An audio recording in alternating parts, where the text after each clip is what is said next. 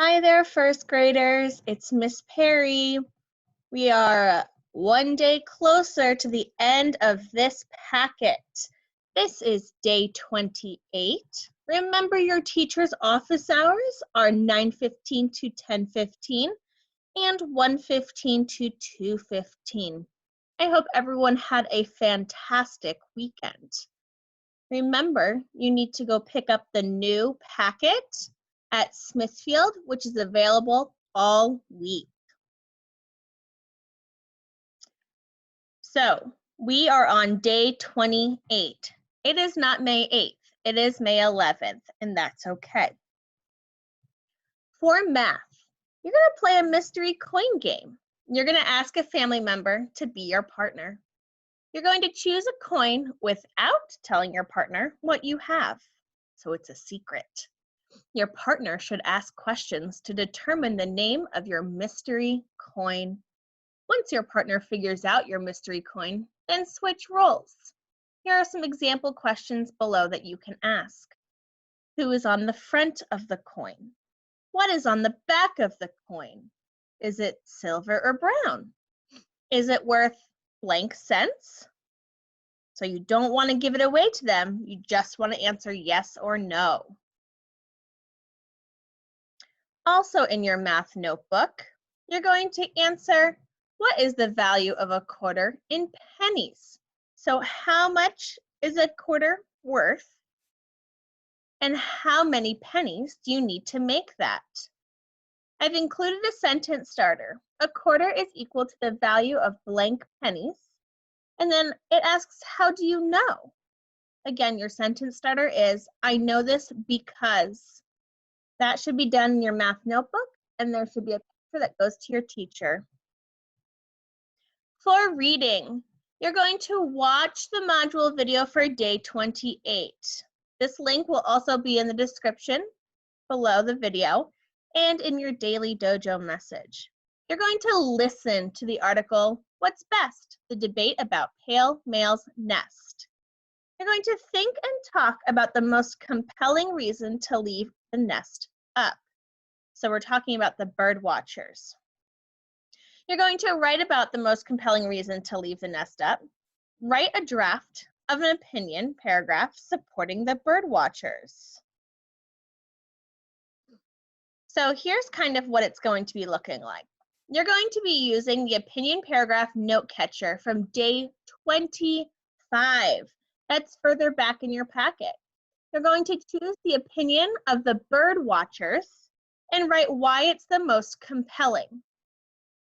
This means the best reason. So the most compelling means the best reason. You're going to write a paragraph. Now this sounds super tricky, but you can do it because you've already set up everything you need. So you're going to write a paragraph using your note catcher by pulling off the information and writing the sentences together. So I included that little side phrase of the opinion paragraph where you have your introduction, your opinion statement, your reason, and your conclusion. So remember the introduction, you're introducing what the topic is that you're writing about. Remember, you're writing from the opinion of the bird watcher. Then the opinion statement is whatever you wrote that tells the reader the opinion of the bird watchers or what they think about it. Then the reason is coming from the text. So you're pulling something from Pale Male's Nest to back up what you think the opinion is.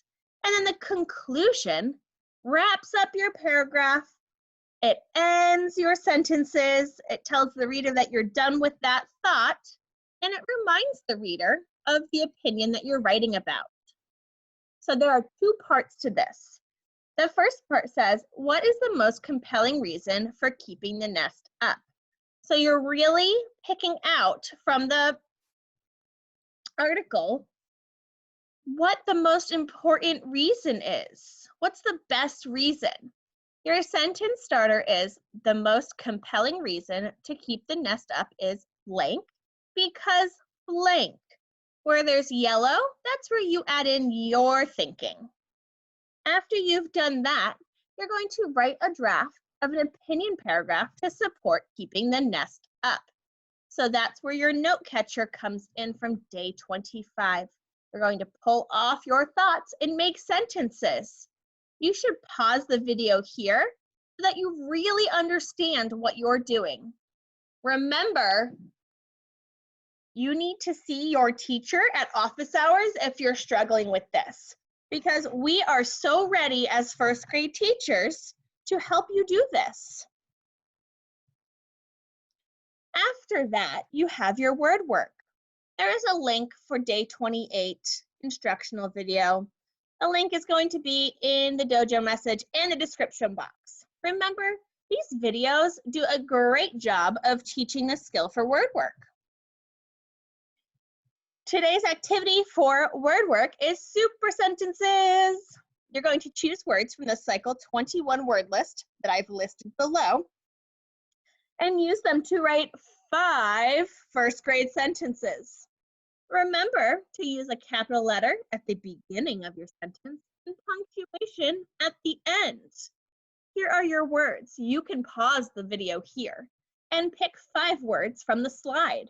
You have pain, tail, mail, sail, clean, beach, eat, dream, scream, squeak, boat, coat, throat, toast, raincoat. Whew, that was a lot of words. So remember, pause the video, pick 5 words.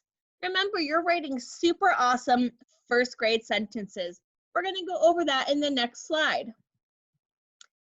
So I have to think to myself, how should my sentence look when I'm done?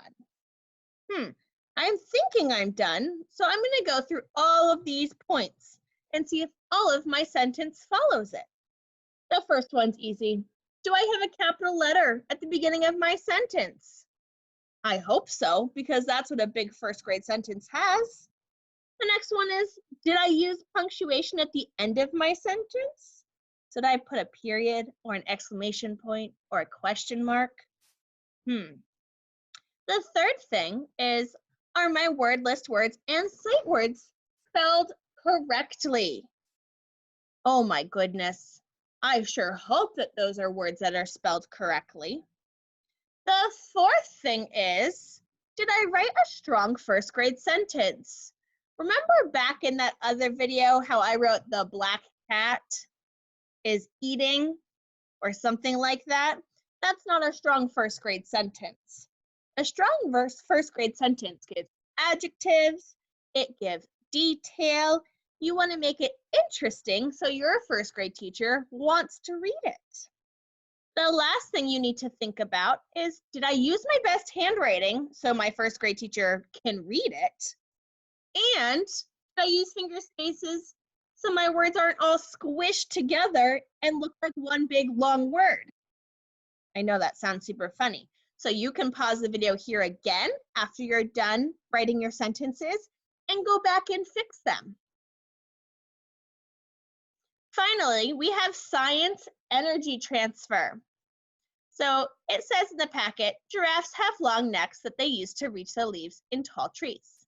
They also have long tongues that they use to wrap around the leaves and branches to pull up the leaves. The question is, how many times a day do you eat to get energy? So a giraffe is so big that it eats all day long.